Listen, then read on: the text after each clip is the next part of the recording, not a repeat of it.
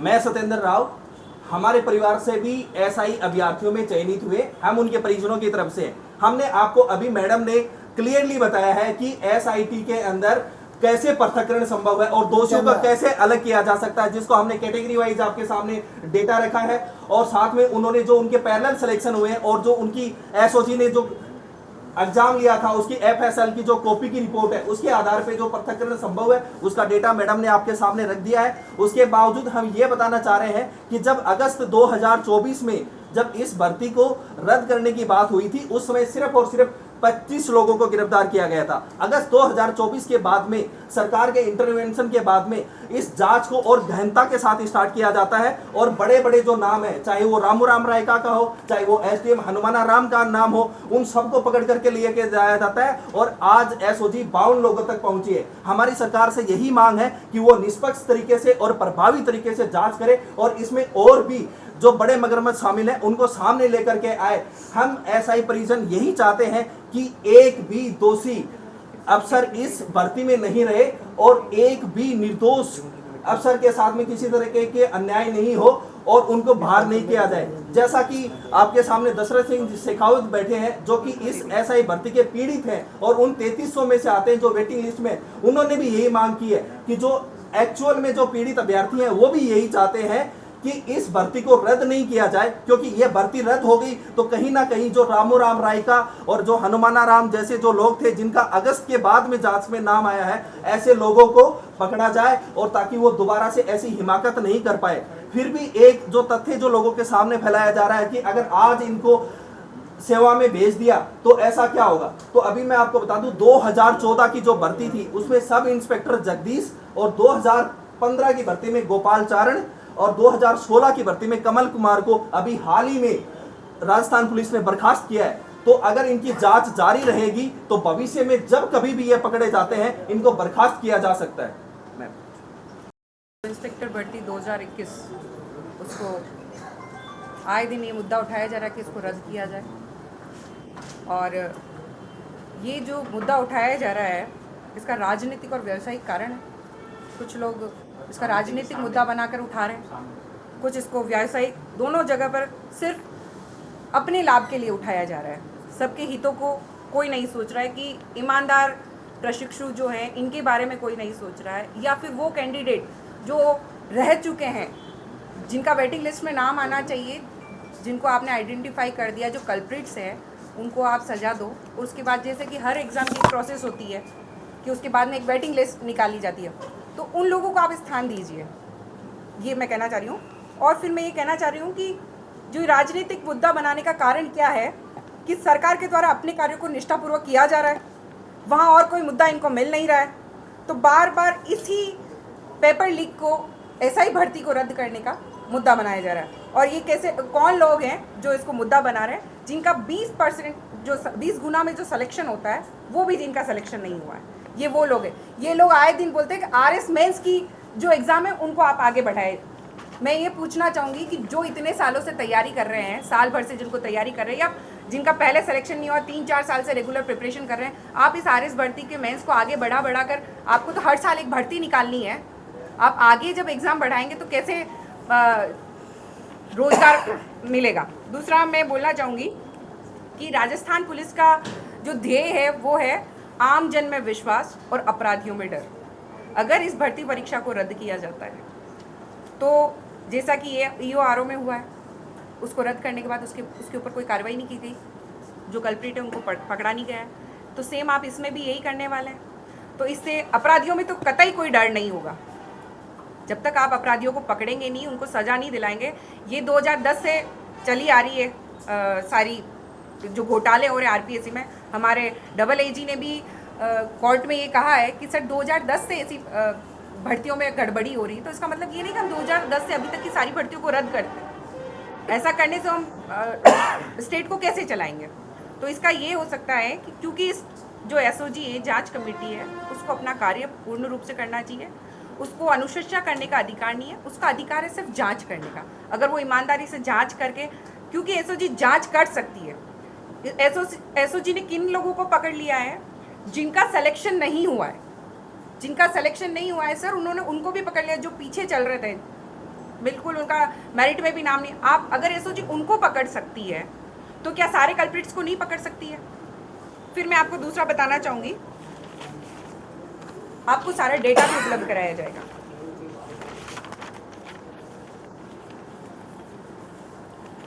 Sir 2016 की जो भर्ती थी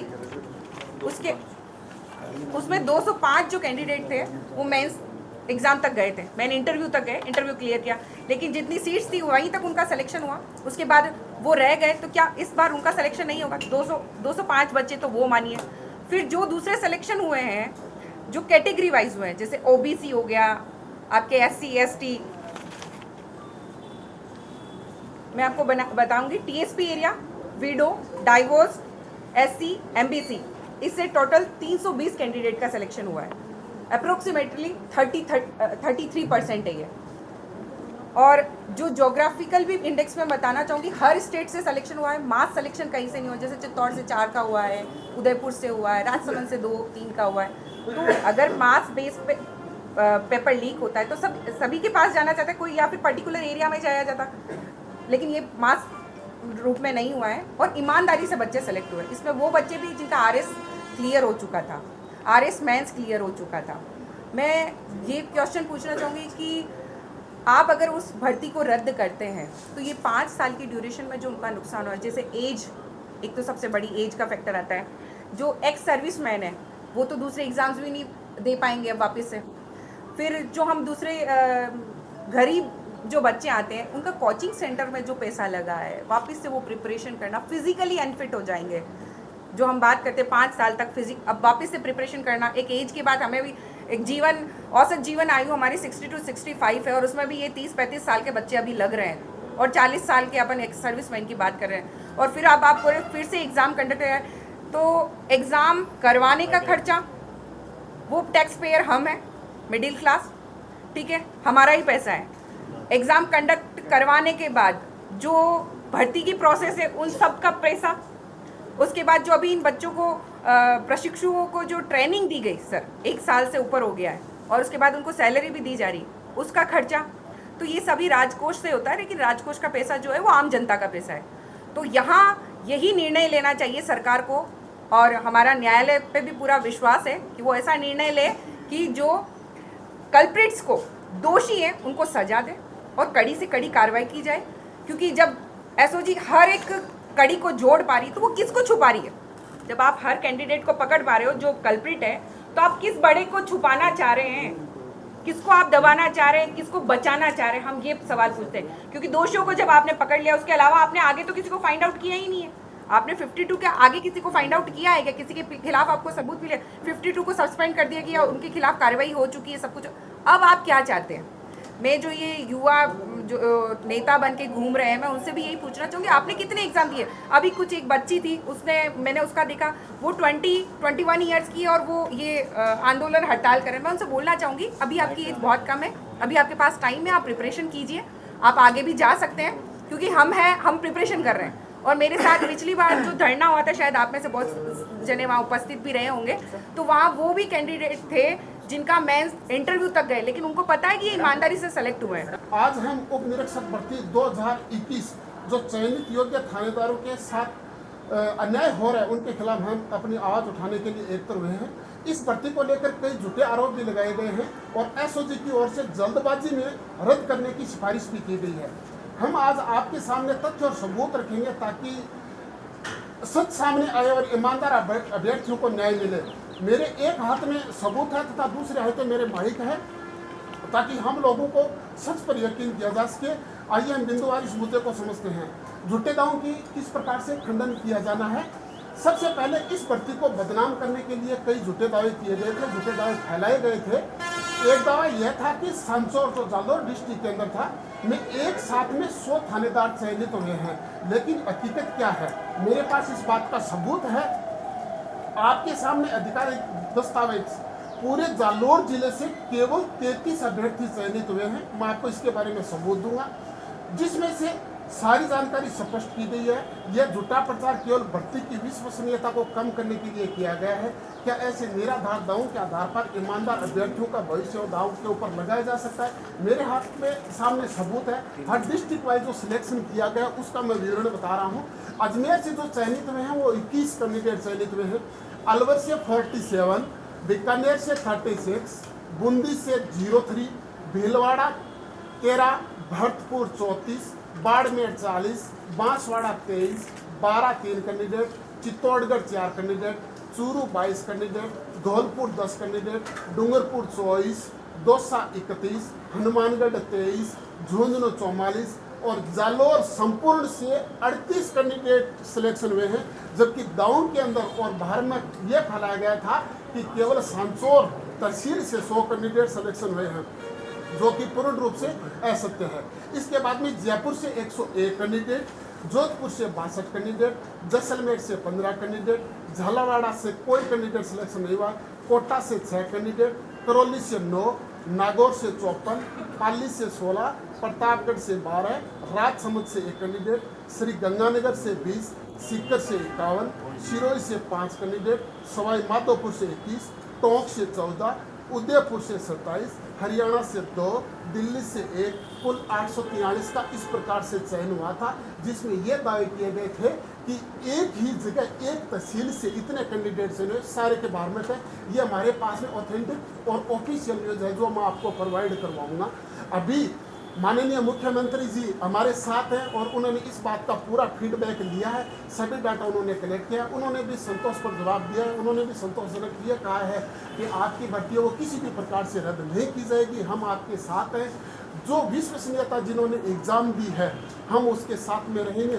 जिन भ्रष्ट और जिन्होंने डमी कैंडिडेट के रूप में दूसरे की जगह नियुक्ति हासिल की थी, उन 52 कैंडिडेटों को गवर्नमेंट ने बर्खास्त कर दिया गया है। बाकी कैंडिडेट हैं वो यथावत, और हम गवर्नमेंट से यही अपील करना चाहेंगे कि आप इस भर्ती को यथावत बना रखें। जो कैंडिडेट लगे हुए उनका आप समय बर्बाद नहीं करें।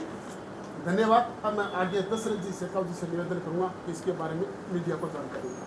नमस्कार मीडिया बंधुओं, मैं आपका सभी का हार्दिक स्वागत करता हूँ। जैसा कि अभी राजस्थान सरकार सब इंस्पेक्टर मामले में समीक्षा कर रही है, मामला सब जुडिस है, न्यायालय के ऊपर मेरी कोई टिप्पणी नहीं रहेगी। लेकिन सरकार वर्तमान में समीक्षा कर रही है और रद्द जैसे माहौल के लिए कुछ ऐसे अभ्यर्थी हैं जिनका दावा है कि पेपर लीकेज होने की वजह से हमारे साथ अन्याय हुआ है। वो सर कतई सत्य नहीं है। अकॉर्डिंग टू एविडेंस अपन बात करें सर, जिन बच्चों के साथ में वास्तव में कुटाराघाती अन्याय हुआ है, जो कैंडिडेट अनलॉफुल जो कैंडिडेट सेलेक्ट हुए थे उनकी वजह से रह गए थे, उन बच्चों ने सभी बच्चों ने न्यायालय की शरण ले रखी है और लगभग 10 पिटीशनें राजस्थान हाई कोर्ट में नियुक्ति सूची जारी करवाने के लिए की है।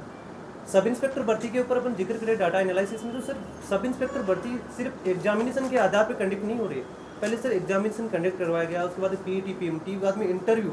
और इंटरव्यू एक ऐसी प्रोसीडिंग है जिसमें आईजी या आईजी से अपर जो अधिकारी होते हैं वो बैठ करके लगभग 20-25 मिनट एक कैंडिडेट का इंटरव्यू चलता है सर।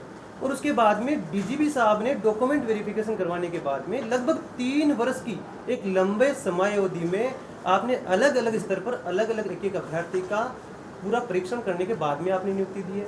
और एक लंबे समय अवधि के बाद जो आरोप लगाए जा रहे हैं पेपर लीकेज के, सर मेरा इस माध्यम से जांच एजेंसियों और जो समीक्षा कर रहे हैं उनके समक्ष एक सवाल ये भी है कि जब पेपर लीकेज 2021 के अंदर हुआ था तो क्या पिटीशन ने उसी समय रद्द करवाने के लिए नहीं आई? ये वर्तमान में ना केवल एक भर्ती है बल्कि ये सेवा नियमों का मामला है। जो बच्चे सेलेक्ट हुए हैं उन्हें सेवा नियमों का संरक्षण है, और जो वास्तव में अभ्यर्थी है जो आवेदन कर रहे हैं, आंदोलन कर रहे हैं, उनमें सब इंस्पेक्टर्स हैं जो प्रभावित अभ्यर्थी थे उनमें से कोई नहीं है, क्योंकि लगभग पदों के 20 गुना कैंडिडेट्स को फिजिकल के लिए क्वालिफाई किया गया था, 3 गुना कैंडिडेट्स को इंटरव्यू के लिए क्वालिफाई किया गया था। और इंटरव्यू के दौरान वो सभी बच्चे क्वालिफाई जिनकी नियुक्ति सूची आरपीएससी द्वारा पीएचक्यू को प्रेषित कर दी गई थी, उनमें से 859 बच्चों को पीएचक्यू के द्वारा नियुक्ति प्रदान की गई थी। अतः मैं इस बात का एविडेंस पेश करता हूँ, आप सभी से निवेदन करता हूँ कि वास्तव में जिन बच्चों के साथ कुटाराघात हुआ है वो बच्चे कदापि भर्ती रद्द करने के लिए प्रयास नहीं कर रहे हैं, बल्कि उन बच्चों ने माननीय न्यायालय की शरण ले रखी है और पुलिस सेवा अधिनियम 1989 के सेक्शन 23 के तहत वो नियुक्ति सूची की मांग करते हैं और नियुक्ति सूची के आधार पे उनका ग्राउंड ये है कि जो अनलॉफुल बच्चे सेलेक्ट हुए हैं उनको राजस्थान सरकार ने पेपर लीकेज में, और वो राजस्थान की सरकार जिसने पेपर लीकेज के मुद्दे पे अपनी वापसी सरकार में करी थी, और उन्होंने वास्तव में राजस्थान के ऐतिहासिक दृष्टिकोण से सबसे बड़ी पेपर लीकेज की कार्रवाई करते हुए सब इंस्पेक्टर जैसे 52 पदों पर डिसमिस फ्रॉम सर्विस किया है। और वो ये कदम राजस्थान सरकार की सेग्रीगेशन को आधार मानते हुए, जांच एजेंसियों के ग्राउंड को मानते हुए सबसे बड़ा निर्णय है सर। राजस्थान की नहीं, जहां तक मैं समझता हूं भारतवर्ष में पेपर लीकेज पे सबसे बड़ा प्रहार है कि 52 अभ्यर्थियों को जो सब इंस्पेक्टर सेलेक्ट हो चुके थे, सेवा नियमों का लाभ ले रहे थे, लेकिन अनलॉफुल तरीके से चयन होने की वजह से उन्हें डिसमिस फ्रॉम सर्विस किया गया है। हम उनकी जांच से, इनके सेग्रीगेशन के इस ग्राउंड से सहमत है, और मैं माननीय मुख्यमंत्री महोदय से और जो तमाम समीक्षा कमेटी के मंत्रिमंडल महोदय के जो मंत्री महोदय हैं उनसे मेरा निवेदन रहेगा कि सच्चे अर्थों में जो न्याय होगा सर, जो पिटीशनें लगी हुई माननीय न्यायालय के समक्ष, जो वास्तव में वेटिंग लिस्ट के अभ्यर्थी नियुक्ति सूची चाहते हैं, जिनका चयन पॉइंट 2 के नंबर से नहीं हुआ या जो अनलॉफुल बच्चे सेलेक्ट हो गए थे, तो इसमें सच्चे अर्थों में न्याय तब होगा जो अनलॉफुल सेलेक्ट है उन्हें बाहर करते हुए, सेग्रीगेशन करते हुए, ईमानदार अभ्यर्थी चयनित है उनके साथ न्याय करते हुए, भर्ती को यथावत रखते हुए, इसमें जांच के दायरे को बढ़ा करके सेग्रीगेशन करते हुए जो वास्तव में योग्य और ईमानदार अभ्यर्थी हैं, जो ना किसी के आशीर्वाद से या प्रभाव से चयन नहीं हुआ है। इन बच्चों ने एक सर लंबा अपने 5 साल का सब इंस्पेक्टर भर्ती के डाटाज पर आप सर अगर विचार करेंगे तो सर लगभग 5 साल में एक भर्ती सर कंप्लीट होती है। 16 की जो भर्ती है सर 21 में उसके अंदर नियुक्तियां मिल रही है, 21 की भर्ती उसमें से 25 के अंदर अभी भी मामला संज्ञान में आपके, तो लंबाई 5 साल का लंबी समयावधि है जिसके अंदर अभ्यर्थी ना केवल अपने समय का, धन का, अपने प्रत्येक किसी भी एंगल से अपनी जो पूरा जवानी का जो समय है उसको पूरी समावेश करके सर इस पद को हासिल कर रहा है। तो मैं माननीय सरकार से आपके माध्यम से, मीडिया बंधु के चैनल के माध्यम से ये निवेदन करता हूँ कि आप सेग्रीगेशन करते हुए जो जांच एजेंसियां बढ़ रही है आगे जांच करते हुए, क्योंकि रद्द किसी चीज़ का आधार नहीं हो सकता, ये हो सकता है सर बोनाफाइड हो, क्योंकि रद्द हो जाती है सर। रीट एग्जाम के बारे में मैं जिक्र करूंगा, रीट भर्ती एग्जाम हुई, खूब चर्चाएं हुई, मतदार महोदयों ने खूब सारी चर्चा हुई, और उसके बाद में रीट भर्ती जैसे ही रद्द हुई तो उसके बाद में सर वो वही मामला हो गया, कोई इन्वेस्टिगेशन उसमें नहीं। ईओआरओ भर्ती आप देखिए सर, ईओआरओ भर्ती में जिस दिन रद्द हुई उसके बाद में किसी प्रकार की कोई गिरफ्तारियां नहीं हुई। अब जैसे अपन पिछली सरकार में या जो भी भर्तियां आयोजित हुई थी सर उसके ऊपर समीक्षा करें तो पटवार भर्ती है, एलडीसी है, वन संरक्षक है, ग्राम सेवक है, जो भी भर्तियां उनमें राजस्थान की जो वर्तमान सरकार है उन्होंने लगभग 20-30, 40-50 जो भी उनके पास में कैंडिडेट अनलॉफुल चयन हुए उनका सबका को पकड़ रहे हैं, गिरफ्तार हो रहे हैं। सब इंस्पेक्टर में भी ऐसा ही हो रहा है सर। तो फिर अकेली सब इंस्पेक्टर भर्ती को क्यों, जब इतनी सारी भर्तियां हो रही है। इसके अलावा भर्ती प्रोसीडिंग के सर जब नोटिफिकेशन आता है वहां से लेकर के अंतिम चयन तक कितना संसाधन, कितने अलग अलग जो प्रतिष्ठित आरपीसी संस्था है, एजेंसी है जो राजस्थान की सबसे बड़ी एग्जाम कंडक्ट करवाती है, उनके माध्यम से उनके संरक्षण में सर इस प्रकार से पेपर हुए हैं, तो उनके अंदर कहीं ना कहीं इतनी बड़ी अगर भ्रामक और इस प्रकार की अगर संलिप्तता तो क्या पहले राजस्थान की सरकार और राजस्थान पुलिस के संज्ञान में नहीं? ये सब तथ्यों के छुपाव करते हुए और एक तरीके से वो बच्चे इसका ऑब्जेक्शन कर रहे हैं जिनका सब इंस्पेक्टर भर्ती से कोई वास्तविक जो प्रत्यक्ष रूप से दावा नहीं। एग्जाम फरवरी 2022 में कंडक्ट होता है, उसके बाद में इंटरव्यू होता है, फिर मेडिकल और अंतिम ज्वाइनिंग दे दी जाती है 3 अक्टूबर 2023 को। एक तथ्य बार बार मीडिया में, सोशल मीडिया में, हर जगह कुछ लोगों के द्वारा फैलाया गया है कि 8 लाख लोगों के साथ में अन्याय हुआ है, जबकि सच्चाई ये है कि टोटल 8 लाख फॉर्म भरे गए थे, उसमें से 4.25 लाख बच्चों ने तो एग्जाम ही नहीं दिया।